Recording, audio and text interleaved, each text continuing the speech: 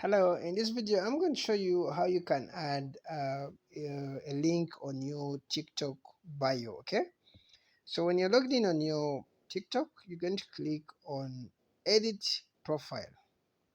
Okay, when you click on edit profile, there will be where you can change your photo and all other stuff. So there's where you see your website.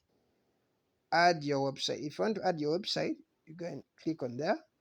If you want to add your Instagram, you click on there. If you want to add your YouTube, you click there. Okay, so let's add website. Let's add the link. So let me click here.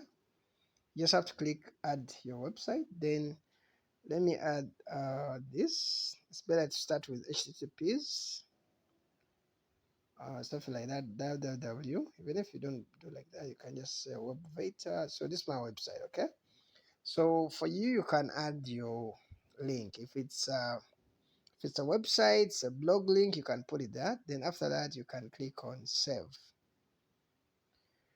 So after saving, you will realize my website have that. If you want to add maybe Instagram, you can click on Instagram, then to kind of connect with your Instagram. Okay.